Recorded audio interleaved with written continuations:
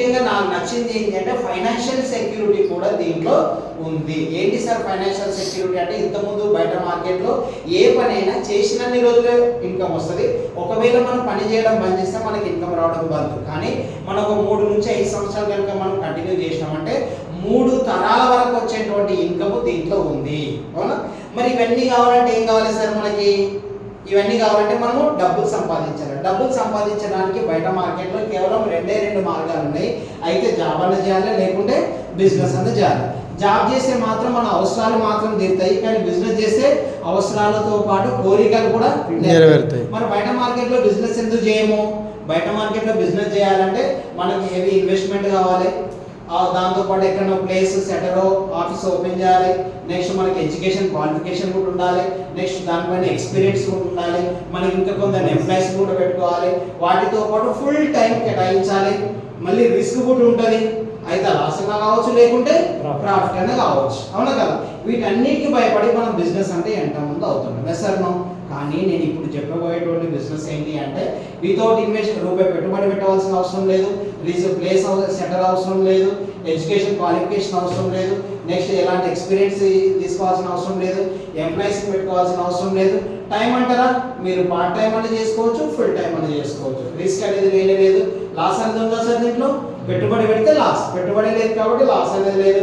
Profit అంటే మీరు తక్కువ బిజినెస్ చేస్తే తక్కువ ప్రాఫిట్ వస్తుంది, ఎక్కువ బిజినెస్ చేస్తే ఎక్కువ ప్రాఫిట్. ప్రాఫిట్ అనేది మన చేతిలో ఉంటుంది. అవునా? అలాంటి బిజినెస్ నేను ఎక్స్ప్లెయిన్ చేద్దామని నేను అనుకుంటున్నాను. ఓకేనా? మరి బయట మార్కెట్లో ఈ విధంగా ఉన్నటువంటి బయట మార్కెట్లో మనకి ఎందుకు లేదు అని అంటే, బయట మార్కెట్లో మనం కస్టమర్ అని చెప్పేసి అంటాం. మనకు కావాల్సిన అవసరం ఏంటి చేస్తాము? రిటైల్ షాప్ చేస్తాం, వాళ్ళు హోల్సేల్ చేస్తారు, వాళ్ళు డీలర్ దగ్గర చేస్తారు, వాళ్ళు ఏజెన్సీ దగ్గర చేస్తారు, వాళ్ళు కంపెనీకి చేస్తారు. ఎవరు కూడా ఫ్రీ సర్వీస్ చేయరు సార్.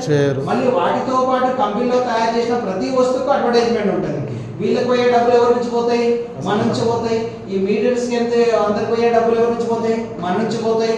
ఫర్ ఎగ్జాంపుల్ మనం ఒక 100 రూపాయల సర్కిల్ కొన్నామంటే 100 రూపాయలకి తయారవ్వదు కదా. మంచి క్వాలిటీలో ఉంటే 30 రూపీస్కి 30% మ్యానుఫ్యాక్చరింగ్ ఛార్జ్, వాళ్ళు 10% వాళ్ళు ప్రాఫిట్ తీసుకున్న 40 రూపీస్కి మార్కెట్లో రిలీజ్ అయినటువంటి బయటకు వచ్చిన వస్తువు మనం 100 రూపాయలు కొంటున్నాం. అంటే సీదా 60 రూపాయలు ఈ మధ్యవర్తులు పోతున్నాయా లేదా? వాళ్ళ డ్రీమ్స్ అన్ని కూడా ఫుల్ఫిల్ అయిపోతుంది. ఎవరి డబ్బులతోటి?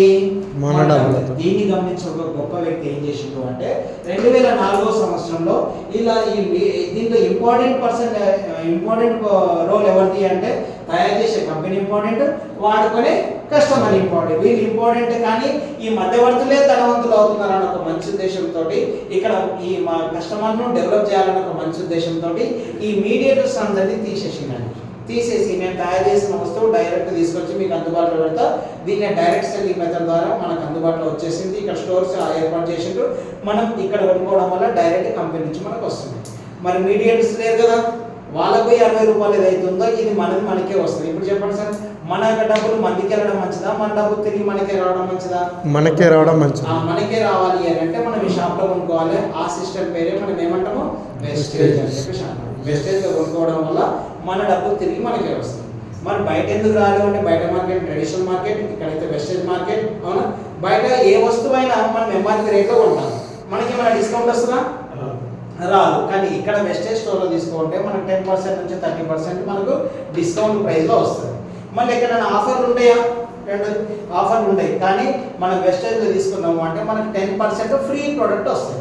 మనం 10,000 రూపీస్ మెటీరియల్ కొన్నాం అనుకోండి, బయట 10,000 మెటీరియల్ వస్తుంది. అవునా? అదే కనుక వెస్టేజ్లో తీసుకుంటే 12,000 to 13,000 ఎంఆర్పీ ఉన్నది మనకు 10,000కి వస్తాయి. మళ్ళీ 1,000 రూపీస్ మెటీరియల్ మనకు ఎక్స్ట్రా వస్తుంది. నెక్స్ట్ క్యాష్ బ్యాక్ ఉంది, 3వ ఆఫర్. అవునా? మనకు కొంటే మన కమిషన్ వస్తుందా సార్? రాదు. అమ్మిన వాళ్ళకి కమిషన్ వస్తుంది, కానీ కొన్న వాళ్ళకి రాదు. కానీ దీనికైతే మనం మనకి సర్కిల్ కొనుక్కోవడం వల్ల 5% నుంచి 16% వరకు క్యాష్ బ్యాక్ వస్తుంది. అది కూడా మన అకౌంట్లోకి వస్తుంది. అవునా? నెక్స్ట్ అదే కనుక సిఎన్సి, ఇంకో నెక్స్ట్ ఆఫర్ సిఎన్సి అంటే కన్సిస్టెన్సీ. కంటిన్యూగా కొనుక్కోవడం వల్ల బెనిఫిట్ ఏంటి? కంటిన్యూగా తీసుకోవడం వల్ల, ఫర్ ఎగ్జాంపుల్ 5,500 సామాన్ మన ఇంటికి మనం నెలకు కొన్నాం అనుకోండి. అవునా? కొనుక్కోవడం వల్ల 4 నెలలు కొనగానే మనకు 5వ నెలలో 3,760